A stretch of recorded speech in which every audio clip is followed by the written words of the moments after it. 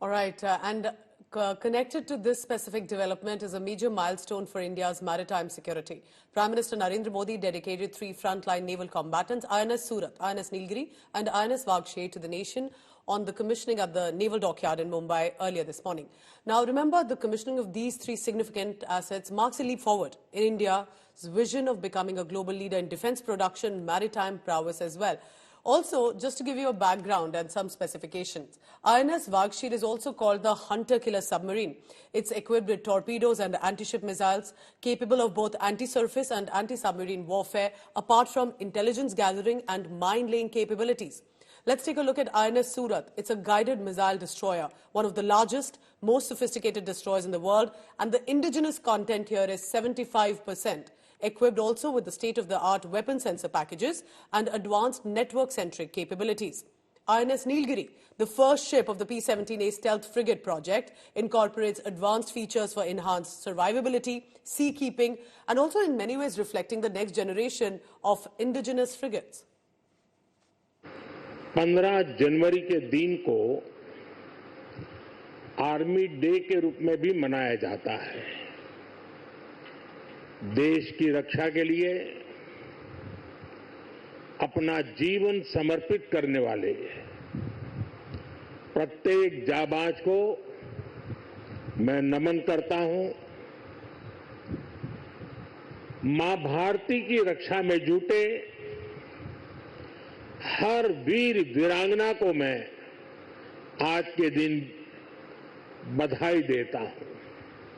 साथियों, आज भारत की समुद्री विरासत नेवी के गौरवशाली इतिहास और आत्मनिर्भर भारत अभियान के लिए भी बहुत बड़ा दिन है। छत्रपति शिवाजी महाराज ने भारत में नौसेना को नया सामर्थ्य दिया था, नया विजन दिया था।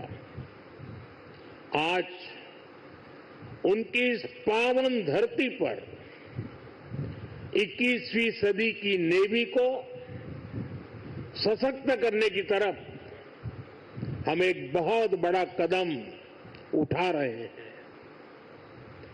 ये पहली बार हो रहा है जब एक डिस्ट्रॉयर,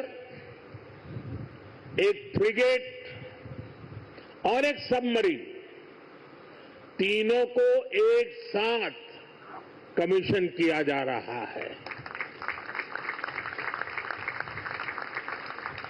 और सबसे गर्व की बात कि ये तीनों frontline platforms made in India है। आपने लगातार इस संबंध में अपना गाइडेंस हम सबको दिया है। हमारे डिफेंस सेक्टर का लगातार बढ़ता सामर्थ्य इस बात का जीवंत उदाहरण है। आईएनएस सूरत, आईएनएस नीलगिरी और आईएनएस वागशे यानी एक डिस्ट्रॉयर, एक फ्रिगेट और एक सबमरीन की एक साथ हो रही हिस्टोरिक कमीशनिंग सिर्फ इंडियन नेवी की ही नहीं बल्कि आपके नेतृत्व में इंडियन ओशन रीजन में भारत की बढ़ती ताकत का भी यह प्रमाण है। साथियों, वैसे तो इंडियन ओशन रीजन में हमेशा से जियो स्ट्रेटेजिक और इकोनॉमिक दृष्टि से यह रीजन महत्वपूर्ण रहा है, परंतु आज के तेजी से बदलते हुए परिवेश में यह और भी महत्वपूर्ण हो गया है। आज कमीशन किया जा रहा सूरत प्रोजेक्ट 15A और 15B डिस्ट्रॉयर्स की गौरवशाली परंपरा को अग्रसर करता है। नीलगिरी प्रोजेक्ट 17A के 7 फ्रिगेट्स का पहला जहाज है और वागशीर प्रोजेक्ट 75 की आखिरी सबमरीन है। ये तीनों प्लेटफॉर्म्स भारतीय नौसेना की क्षमता को सशक्त एवं प्रभावशाली बनाएंगे। इससे हमारे सामुद्रिक हितों की सुरक्षा और भी मजबूत होगी।